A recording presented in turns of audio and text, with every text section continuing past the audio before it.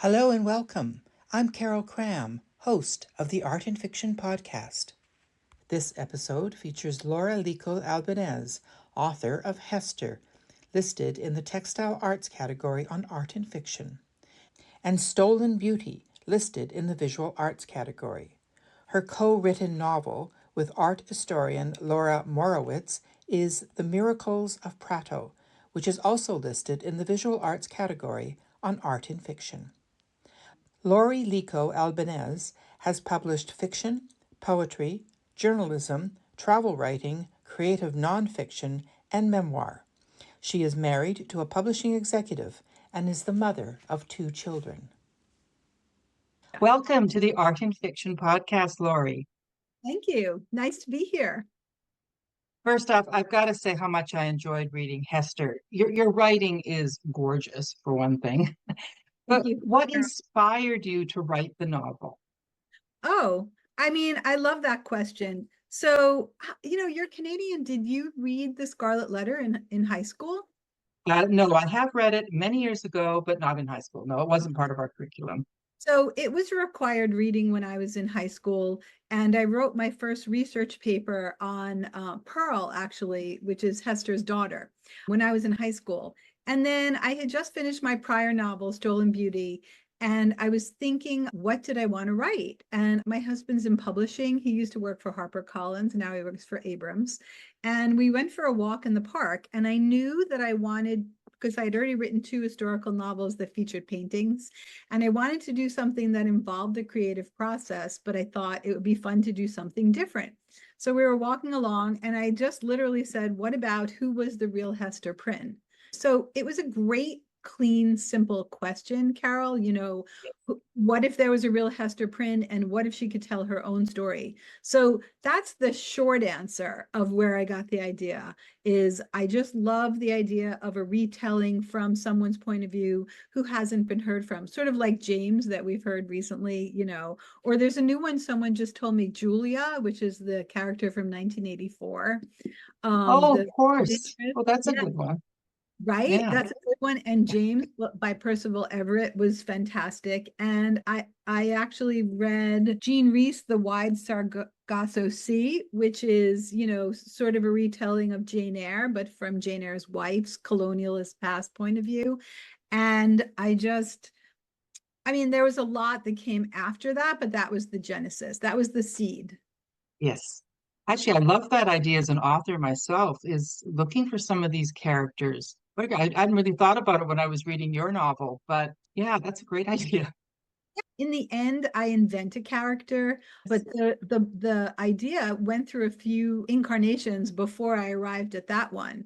One of them, at first, I thought I would write the way James is written, which is from the fictional character's point of view, so that Hester Prynne from the 1600s novel would get to tell her version of the events. But that was pretty dry, actually. And Hawthorne had already done it. He'd already written things in the 17th century. It was a gray Puritan time. Terrible things were done to women. And I couldn't really make her come alive in that incarnation. So then the next thing I did is I did a lot of research into the life of Nathaniel Hawthorne. And I found out that one of the inspirations that's been talked about is that Margaret Fuller, the earlier American feminist, could have been the inspiration for Hester Prynne.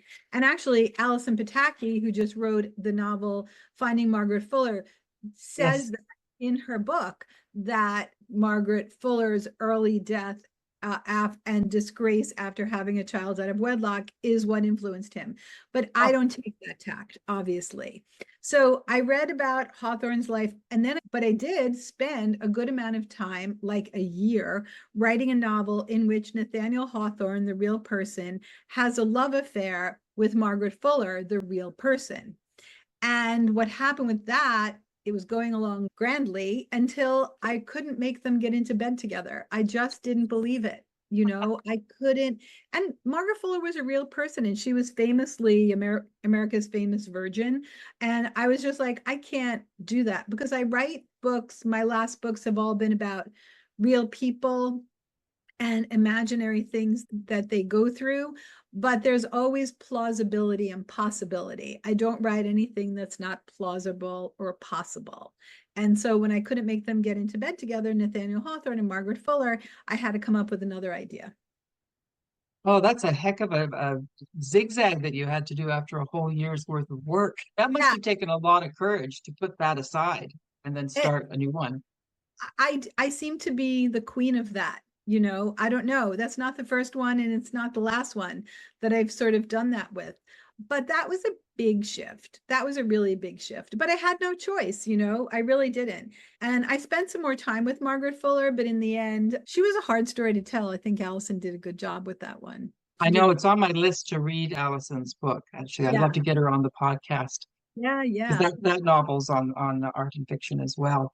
So yeah. Isobel Gamble, your wonderful main character, Isobel Yes, Gamble, is just fabulous. I mean, it's really her story far more than Nathaniel Hawthorne's, isn't it? yes, I was yeah, way more invested in Isobel than yeah. Hawthorne, who of course doesn't come off all that well. But how is her story similar to Hester Prynne's, and how is she different?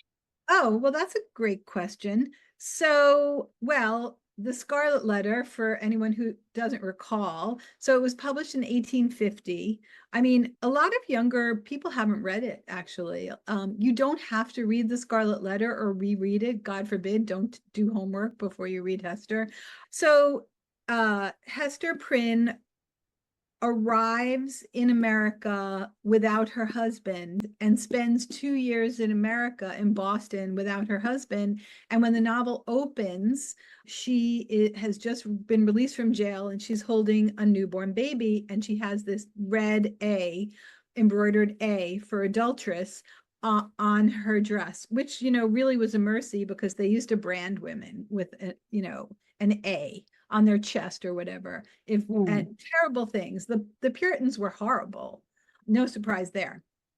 So Hester Prynne has a child out of wedlock, and then her husband comes back, and then she has a series of calamitous events.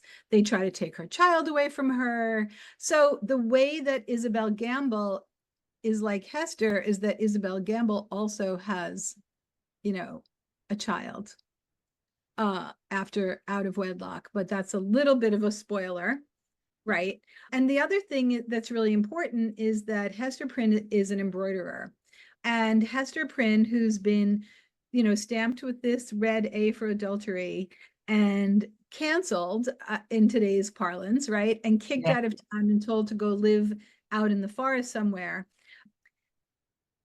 Hester Prynne is so talented with the needle that they all come find her and pay her to do their embroidery. So when I was rereading The Scarlet Letter for my novel, I wanted to know, why would people who were told that she was a disgrace to stay away from her, she was the devil's spawn basically, go and spend their money and have her do their needlework for them when everyone and their daughter and their mother, from the queen to the lowliest peasant, knew how to sew and knew how to embroider. So I thought she must have had some really special gift. And when you read Hawthorne's version of Hester, he doesn't explain it. He just says that her work is spectacular, 10 times more beautiful than anyone else's. So I thought, well, maybe she's psychotic. And I quickly decided I didn't want to do that.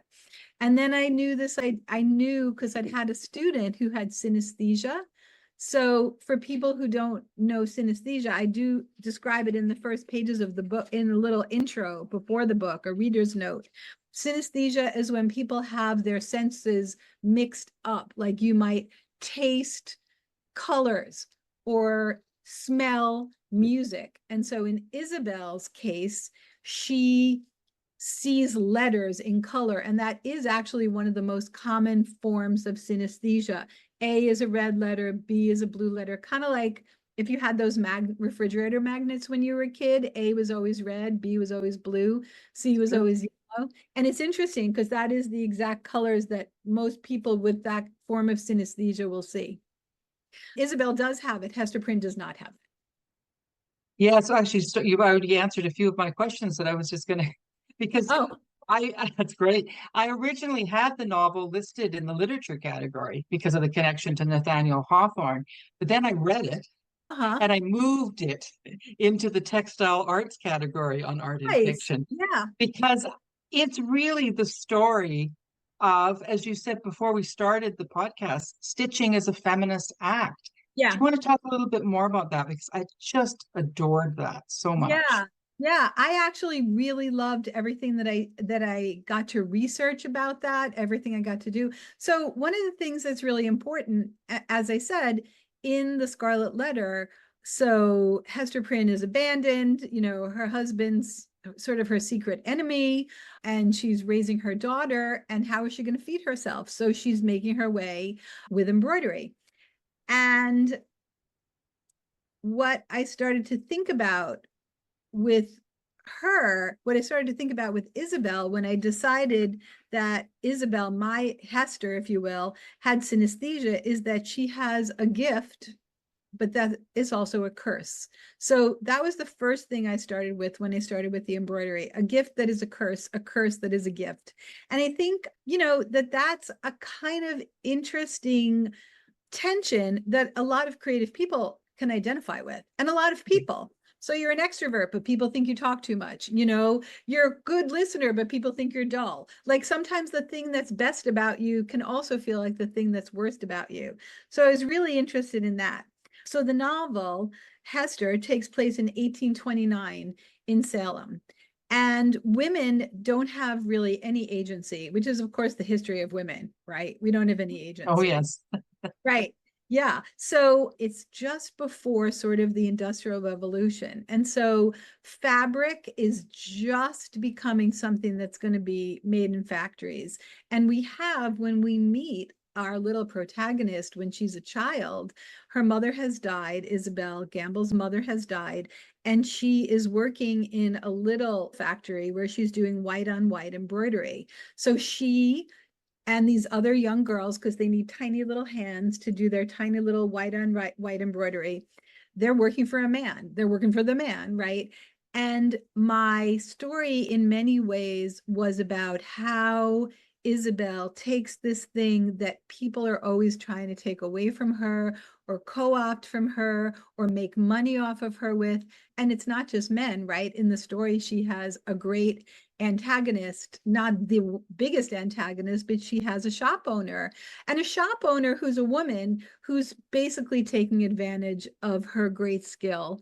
And the thing that I did when I was working on the book is I read a lot about the beginning of female independence as shop owners, because they're, even when I first thought of the book, Carol, when I first started thinking about what is my Isobel Gamble, when I first finally arrived on this Scottish immigrant, what does she want? And I thought she wants to make patterns and be a dressmaker and be a designer and be an embroiderer and, to have her own business. As a 21st century woman, I thought, oh, well, that's just so unfeminist, But so then I spent a lot of my time researching, understanding what did it mean to have this gift. And one of the things I also found out is that embroidery was really important. It was dressmaking, it was adornment. Everyone used embroidery. And as these things became mechanized and the Industrial Revolution came along, women got sidelined and they became crafts. Now embroidery is a craft and we can kind of look at it askance. But it was really important then. And I wanted it to be something that she could claim and stake her independence on. So I'm really glad that you picked that up, because that to me was really important. Well, it's interesting because when I started art and fiction, I actually had a category called craft. And a Oh, friend of mine who is a textile artist, she says, no, no, no, no, you can't do that. You are denigrating women's work. So yeah, therefore, I divided it. I have decorative arts and textile arts that's because, of great. course, they're arts. I mean, Yeah, and it was because they're so-called women's arts, they were marginalized. yeah. And it's because of embroidery that Isobel finally gets some agency in the novel. Yeah, I have this book here that I read. It's called The Subversive Stitch, and it's by Oh, love it. Rosika Parker. And the subtitle is Embroidery and the Making of the Feminine. So any of the ideas that I got, this was like second wave feminism in the 1970s. And she talks about Judy Chicago. So I went to the Brooklyn Museum I'm in New Jersey outside of Manhattan. And so Judy Chicago made this famous tapestry called The Dinner Party, where she gives each woman, and a lot of biblical women, by the way, a tapestry, a seat at the table, meant to be literal and metaphorical. And she does it with tapestry arts, and she's a fine artist. So I Oh, love it's that. a wonderful piece. I remember it well when it came out. I still haven't seen it. So next time I go to New York, I Oh will yeah, you definitely. can see it. So one of the things I enjoyed about Isobel, one of the many things, is she comments, because it's written in the first person, on the role of men and women. And I actually wanted to read one of my favorite lines that Isobel says towards the beginning of her affair with Nathaniel Hawthorne. Oh, It was such a okay. great line. I had to like pause the audiobook and write it down. Oh, that's great because you listen to the audio, right? Yes. So these Yeah. are the essentially, two lines. So I'm going to read them and then I'd like to get your take on it. Why do men bind themselves to a flag and a nation while women bind themselves to passion and love? Mm. Why do men fixate on the past when every woman I've ever known is trying to remedy the present while she builds hope for what is to come? Wow. Oh, well, thank That you. is so insightful. I caught my breath. I went, oh my God, what a great line. And it's so true. Well, So yeah, tell us you know, about that. so I was writing this during the pandemic, so that was also during the last presidency. And, Yes, I was thinking a lot about, and I don't mean Biden's, I was thinking a I know, I lot, know. right. I was thinking a lot about nation building, I think. I mean, I'm interested in this in general. Obviously, any woman with an ounce of feminist bent in her is thinking about what do men value and what does a patriarchal society value versus what do women, and if we could have a matriarchal society, what do women value? And it seems so obvious that it's almost not worth restating, but women, and this is in the book, literally, women value the company of other women and cooperation, right? And the creation of something. And I think in the end, men can't stand that women are the creators of life, or not all men, Of course obviously. not. Right, of No, course not. Your husband's a painter. He's probably very enlightened. My husband's a book publisher, absolutely. right? Exactly. But men value power. And it's just like the hero's journey versus the heroine's journey. You know what I'm talking about with Of that? course. Right. Yes. So, the hero's journey is go out, get a sword, charge to the top of the hill, chop off a lot of heads, get the ring, bring it home, bravo, I've conquered everything. And the woman's narrative, what was her name? Maureen Murdoch. She wrote the heroine's journey. And she talked about, and I've actually tried pegging some of my novels to it, that the woman's journey, the heroine's journey is first separation from the mother, identification with the father, and then a period of wandering and being lost and kind of going into a darker spiral. I'm having to think about it pretty hard. And if you remember it otherwise, please correct me. Yeah, I have to read that actually because what you're saying is exactly what my current novel is about. So that's a Yeah, good reminder a to read woman Murdoch. a woman searches, she doesn't go out and conquer. And even if she's a conqueror, she does it from a place inside, whereas men are more external, the whole yin yang. I mean, you can appropriate any culture's words for what we're talking about, right? And so I was trying to get to that a little bit in the novel. And of course, Nathaniel Hawthorne in my book. So I will say, there's a woman who I really admire. She's passed away now, but Louise DeSalvo, and she's a scholar, and she was a Virginia Woolf scholar and a memoirist, but she'd written a little book about Hawthorne when I first had lunch with her in Montclair, and I said I had this idea for a book. Can we curse on your podcast? Of course. Yeah. She said, oh my God, Nathaniel Hawthorne, what a son of a bitch. And I just kind of wrote that on a little note card and put it in front of me because, and actually I interviewed scholars. I interviewed some scholars and historians in Salem. And this one woman said to me, be very careful. Don't make Nathaniel Hawthorne nice because he wasn't. So, I kind of liked the idea of taking down one of our old guards just enough to show that he was sexist.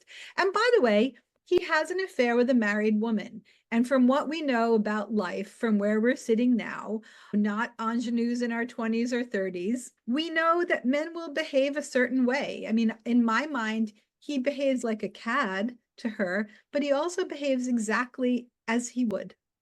I could Yes. believe that of a man today. Exactly Oh, the same. and the thing that got me, and I mean, maybe it's a little bit of a spoiler, but just how he kept accusing her really of, you bewitched me. Oh, So yeah. it's your fault. Well, I was really interested in that. I mean, I was interested in the idea that calling someone a bitch and calling someone a witch is just the same thing that we've done forever, just one letter different, that the men have done forever. And so they were Uppity saying, women. hmm? Uppity women. Yeah, right. Uppity women, right. Excuse me, I'm speaking. And I Yes. thought a lot about it even in my last book, because Adele Bloch-Bauer, who was the heroine in Stolen Beauty, she Yes. was considered to be a very difficult, kind of bitchy woman. And when I first wrote her, she was kind of that way on the page. And my agent said, you have to make her more likable. And I started thinking about Hillary Clinton, actually, and how people said she was a difficult woman, but really she was just a really smart woman who knew what she wanted and knew how to go get it. And even if a person is a difficult person, they never think, oh, I'm a terrible bitch. They think that they're misunderstood or. Yeah. So I had some fun with that as well. Yes, yeah, no, it's interesting how a strong woman is supposed to be a bitch, but a Right. strong man, that's okay. Yep, this is a very timely novel. Yeah. Yeah. So Even though that, it came out in 2022, right? But it's extremely timely. yeah. So thank you for talking to me about it now, almost 2 years later. Yes, especially with what's happening right now. And I just wanted to circle back to synesthesia, which is not something I'd actually heard of. But what I loved about your use of that as an author is all the excuses it gave you to use your language for your description. Your description of color is fantastic. Oh, thank So, you. did you know that was going to happen when you decided to give her this condition of synesthesia? It's kind of amazing. You know, I like my novels, obviously art in fiction, right? I like my novels to have an element of creativity in them. And what I really like is to have an element of color. I feel like writing is such a black and white endeavor. Like you're on your laptop or you're just looking down at your notebook and it's black and white, or even a book is black and white. And I wanted to be thinking about color. I really like color. I made a little watercolor painting this afternoon. And I wanted to be writing about color. So I didn't know, but synesthesia was sort of the gift that kept on giving. I really felt that because yeah, you at the beginning you mention it, but as a reader, you don't really know how it's going to manifest in the novel, and just the way it just keeps coming back subtly every so often.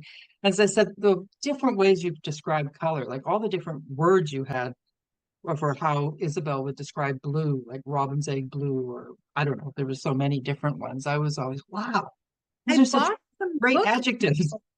Yeah, I bought some books on color and pigment. And, if you're painting your house and there are all these different names for colors, I mean, I love Yeah, that. I feel like I could get a job doing that. well, it was great. I really enjoyed Yeah, that. that was fun. It was fun. So thank you. So, would you like to do a reading now from Hester? Sure. Yeah, I would love to. I think I'll read right from the beginning. So, Salem was meant to be a new beginning, a place where the sharp scent of cinnamon and tea perfumed the air with hope, a place where the colors could be safe and alive in me. I was 19 years old and Nathaniel Hawthorne was 24 when we met on those bricked streets. His fingers were ink-stained. He was shy but handsome. The year was 1829, and we were each in our own way struggling to be free. He with his notebooks, I with my needle. Some people will tell you that Nat spent the better part of a decade after Bowdoin College alone in his room learning how to write. But that is a fabrication meant for the ages. The true story of how he found his scarlet letter and then made it larger than life begins when I was a child in Scotland and he was a fatherless boy writing poetry that yearned and mourned. Sometimes I still picture him in my mind, a lonely 9-year-old boy with a bad limp and a mop of dark hair, standing at the edge of the Massachusetts Bay, waiting for a ship. He knows that his father has died of yellow fever somewhere in the Pacific Ocean, yet the boy is waiting with pencil at the ready. Something in him knows, I believe this, even after all this time, that although his father will never return, a story just as powerful is coming toward him. And it is me, bent into the wind, fleeing home with my colors and my needle and my own set of needs and dreams.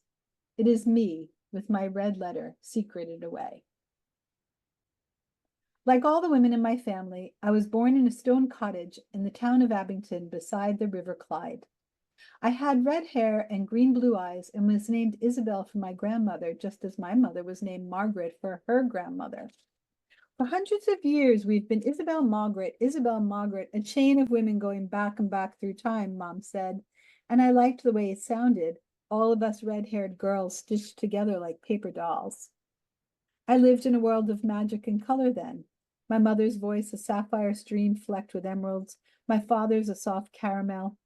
In summer, I ran barefoot through the valleys with my cousins and kin and saw their voices rise up in vibrant wisps of yellow and gold. The wind was sometimes fierce pink, and the sound of the waterfall on rocks glistened silver. I didn't know my colors were unusual, and so I never thought to speak of them, just as I never remarked on the air, or the feel of a blanket at night, or the bark of my father's laugh that I loved so well. Every year at the summer solstice, we burned a bonfire and danced around the maypole, and in winter we hung mistletoe in the cottage. Pop spoke of fairies who lived beneath the May trees, of silky seals who swam ashore and enchanted the lovelorn, and of brave clansmen who died fighting the English. A wet horse with a shining mane is a kelpie come to take you away.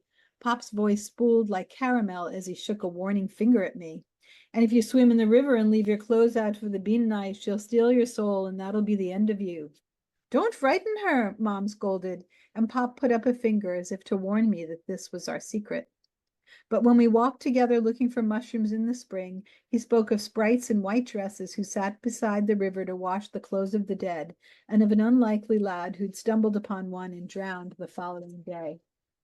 My mother grew tight-lipped when Pop spoke of magical creatures and mysteries beyond God, but I knew by the gentle way my mother trimmed his beard and by the way Pop held her at the waist when they danced around the bonfire that theirs was a love bond and that it would protect me. Their stories protected me too. I was my mother's first child. 5 years later, my brother Jamie came. While she was caring for him, Mom said it was time for my first sampler. She showed me how to make my letters first on a slate with chalk, then with needle and thread. One day you'll learn to read, Mom squinted at the line of letters she'd made and the rougher ones I'd traced out beneath them. I didn't get far, but you, Isobel, will read books. I'd heard it whispered that one of Mom's aunts had been locked away in a madhouse and never seen again. She'd left behind a rainbow sampler that hung behind my mother's sewing chair. I'd studied it for hints of madness, but found none. I looked at it that day and vowed I would make one even more beautiful in my own time. I experimented with a thimble made of seal bone, then settled on a plain tin thimble that fit my small finger. Tongue between my teeth, I worked carefully. When I fumbled and pushed the needle beneath my fingernail, I never cried out. Young though I was full of obedient determination. I was preparing a green thread for the letter D when Mom came up behind me. What have you done? Her angry voice washed over me. Is it wrong? I studied my work. It was neat and straight. I gave you black thread to make the letters in black. But A is red, I said quietly. Like the colors in the wind and the hue of my mother's voice, this had come to me without intention or fanfare. B is blue. C is yellow. No, they are not. My mother slapped my knuckles with her timbre hook. The blow was hard and tears stung my eyes. She'd never struck me before. Never say that. Her words flashed in blue-black bolts, and I saw the whites of her eyes. She wasn't only angry, she was afraid. They'll call you crazy or say you're a witch. They'll say the devil's taken hold of you and they'll want to burn it out of you. Do you hear? I'd heard whispered stories of witches hanged and burned in the fields, of men and women who did not defend against the devil and then found themselves full of evil and spite. Witches were spoken of in the past, but evil, insanity, and death, were as plausible to me as my father's sulky seals and deadly kelpie seahorses. Isobel, do you understand? I nodded wordlessly, but my mother shook me by the shoulders so hard my teeth rattled. She meant for me to be afraid. You must defend against it, Isobel. You must pray and be strong. Promise me. Yes, Mom, I promise. I think I'll stop there. Perfect. Thank That's a you. great introduction to the novel Yeah. and also we could see how you used colors. Her Yes. father's voice is caramel, not Yes. brown, but I really, caramel. yeah, it was fun to do that. And sometimes when I'm writing now, I still find myself like using the same kind of thing, like her voice sounded like pearls to me or something like that. So it was fun and it kind of stuck with me. And I don't know, I always see things very visually. Carol, I've spoken to audiences and then had people come up to me afterward, twice maybe, and say, I realized I have synesthesia and I never knew it before. Wow, isn't that interesting? Yeah, Yeah. it in my research, I found out that probably one of Emerson's daughters had synesthesia. There are tiny Wow. references to it that you can read in stuff that Thoreau wrote in letters about the children. Yeah, I did a lot of research because I was going to write another book in that time period, but that didn't happen. Oh, Yeah, anyway, aside from the fact it must be a very interesting thing to have, it's a wonderful literary device. It really yeah. worked well in this novel. Remember when Anthony Doerr wrote All the Light We Cannot See and she was Yes. blind? And I Yeah. was like, that is phenomenal. Like, how Yeah. could you do that? And I thought about that a little bit when I was working, just the idea of somebody who has an extra sense or who's missing a Yeah. sense, whose other senses are heightened. In that selection that I read, there's the mention of witches, and we didn't talk at all Yes. about Hawthorne and the witches. I was going to just talk about that actually. Yeah, about Good. the witches and it's basically a dual time novel. So talk a little bit about that and some of the challenges maybe of writing dual time. So, what I'd like to talk about actually is just to mention that Isobel Gamble has a history of her great great great great great grandmother was accused of witchcraft. That's Isabel Gaudi, and that was a real Yeah. person. You can find the transcripts to that trial. And of course, a lot has been written about it apocryphally or creatively, but she really was a real person. We don't entirely know what happened to her after she was accused, which I Mm. use in the book. But Yes. And more that was in Scotland. That was in Scotland, right? that, Yes. yes, Mhm. exactly. That was in Scotland. So, but even more factually and known to history and to our history is that Nathaniel Hawthorne's great great grandfather was a magistrate in the Salem witch trials. And he was the only person among the girls who did the accusing and the magistrates who sat on the trials. He was the only person who never recanted. And when one of the women was being hanged as a witch, wrongfully, of course, she screamed from the gallows, I'm no more a witch than you are a wizard. And if you take away my life, God will give you blood to drink. Which, two things about that. One, I use it in the book and I give it to Isobel Gaudi, who screams, Yea, I am what you say I am. I've lain with the devil's forked prick inside me. And if you kill me, hell will reign on earth. So that was fun. And then also, one of Hawthorne's relatives after the witch trials actually died choking on his own blood. And so Hawthorne, being the sensitive creature that he was, he was a writer after all. And I gave him all the flaws, personal flaws that a writer can have, which is like the story is everything, I'm superstitious, la la la la. So he was haunted by the history of the magistrate and the curse.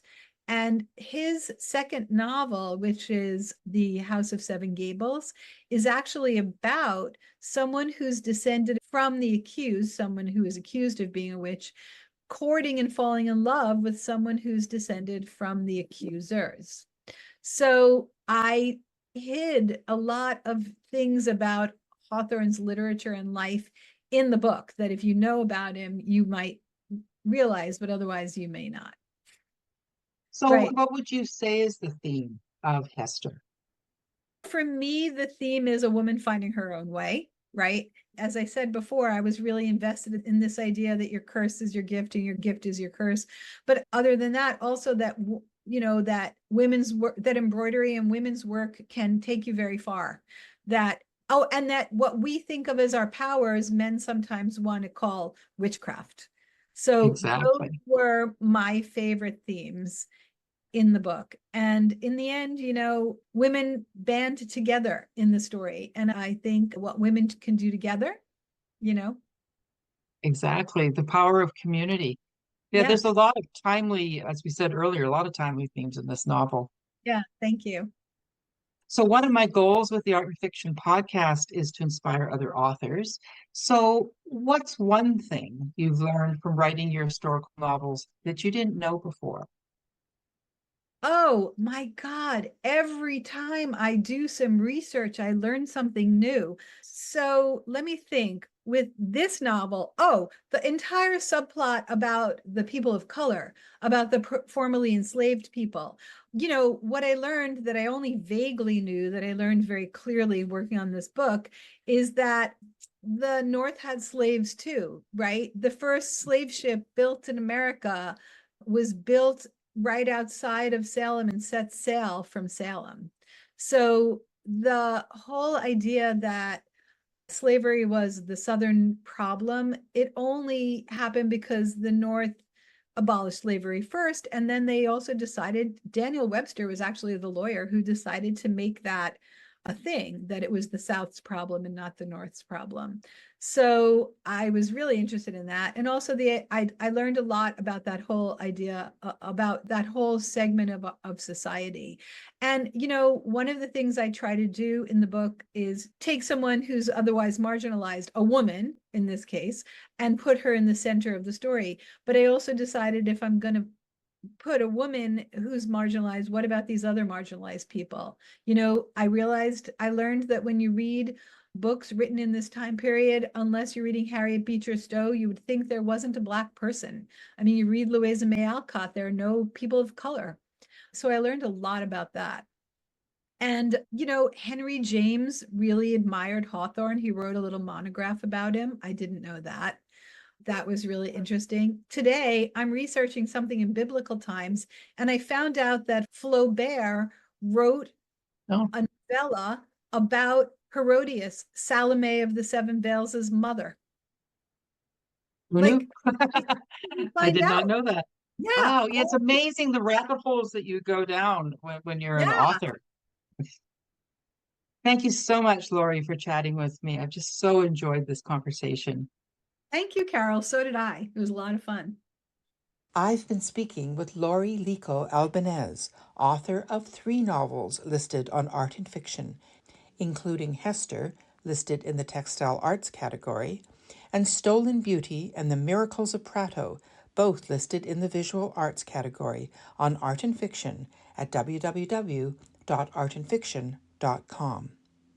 Be sure to check the show notes for a link to Laurie's website at www.lauralicoalbanese.com. You'll also find a link to a 20% discount on a subscription to Pro Writing Aid, a fantastic editing tool for writers. If you are enjoying the Art and Fiction podcast, please help us keep the lights on by making a donation to the Ko-fi website. The link is in the show notes. Also, please follow Art and Fiction on Facebook and X. And don't forget to give the Art and Fiction podcast a positive review or rating wherever you get your podcasts. Thanks so much for listening.